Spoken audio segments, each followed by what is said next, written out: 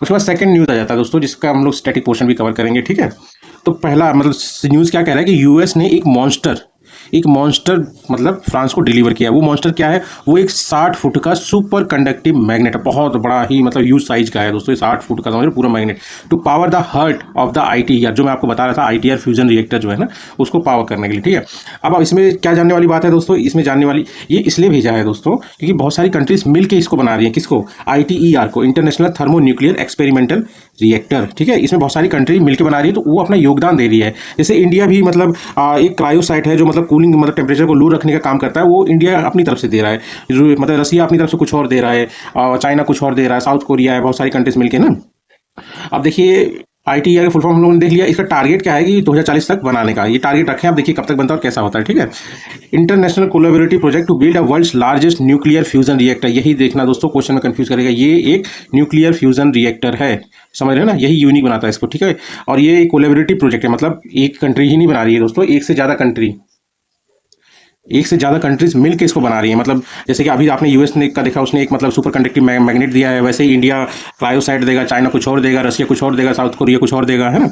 Participant अगर आप देखेंगे तो 35 कंट्रीज हैं इसमें, इंक्लूडिंग इंडिया भी है, ठीक है। ध्यान रखना, क्या वो क्वेश्चन हो सकता है ना कि आईटीआर का पार्ट है इंडिया, तो बताइए दोस्तों आईटीआर का इंडिया पार्ट है कि नहीं, है ना, आईटीआर का इंडिया पार्ट है। और इसका गोल क्या है दोस्तों, इसका गोल है 500 megawatt of fusion power output from 50 megawatt of input, ठीक है। अब आप सोचेगा 50 मेगावाट लगा के 500 मेगावाट निकालना कैसे भाई, है ना। एक्चुअली क्या है दोस्तों जैसे फिजन रिएक्शन में क्या होता है, कोई एक बड़ा एलिमेंट जो होता है वो टूटता है, छोटे छोटे एलिमेंट में तो एनर्जी रिलीज होती है। इसमें क्या है, दो छोटे छोटे एलिमेंट को मिलाया जाता है और बड़े एलिमेंट में फ्यूज करते हैं और तब एक बड़ी एनर्जी निकलती है, ठीक है।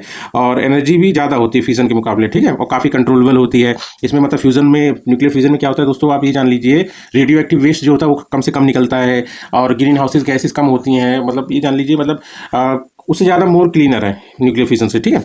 हम लोगों ने गोल जान लिया, ठीक है। अब देखो प्रिंसिपल क्या है इसमें, प्रिंसिपल जो यूज हो रहा है, जो सन में न्यूक्लियर फ्यूजन होता है सेम उसी को रेप्लिकेट किया जा रहा है। Replicates the energy generation process of sun via nuclear fusion. Nuclear fusion ही सबसे इंपॉर्टेंट है सर दोस्तों इसमें आईटीआर में, ठीक है। By fusing hydrogen isotope deuterium and tritium into helium, ठीक है। अब देखिए फ्यूजन में आप ध्यान से देखना दोस्तों, तो फिशन रिएक्शन में क्या होता है दोस्तों, रेडियो एक्टिव वेस्ट ज़्यादा निकलता है इसमें, ठीक है। और रिस्क ऑफ मेल्ट डाउन, मतलब चेन रिएक्शन का रिस्क ज़्यादा रहता है, तो अगर जब चेन रिएक्शन स्टार्ट हो जाएगा तो मतलब मेल्ट हो जाता है वो, जहाँ पे मतलब एनर्जी प्रोड्यूस की जाती है, ठीक है। Splits a larger atom into 2 और मोर smaller atom plus energy produce, और ये अमाउंट ऑफ एनर्जी होगी, अगर कंपेयर करेंगे तो न्यूक्लियर फ्यूजन में जो एनर्जी निकलेगी उससे कम होगी, ठीक है, और बहुत कम होगी।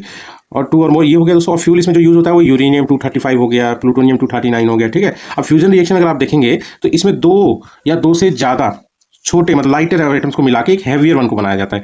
अब जब बनाया जाता है, जब फ्यूज करता है तब एनर्जी प्रोड्यूस होती है, और ये हाइयर होती है as compare to energy produced in nuclear fission reaction, ठीक है।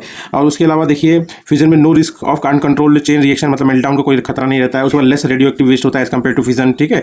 और फ्यूल में आपके हाइड्रोजन आइसोटोप हो जाते हैं, है ना, डाइट्रियम और ट्राइटियम, ठीक है। उसके बाद वही मैं बोला था इंडिया का क्या रोल है दोस्तों, इंडिया भी इसका पार्ट है आईटीईआर का, ठीक है। आईटीईआर का फुल फॉर्म बोलिए एक बार दोस्तों, इसका फुल फॉर्म है international thermo nuclear experimental reactor. क्या है full form, international thermo nuclear experimental reactor, ठीक है। अब इंडिया का क्या रोल है दोस्तों, इसमें इंडिया जो है क्रायोसाइट प्रोवाइड कर रहा है। अब क्रायोसाइट क्या होता है, एक डिवाइस होता है use to maintain low temperatures required for super conducting operation, ठीक है दोस्तों।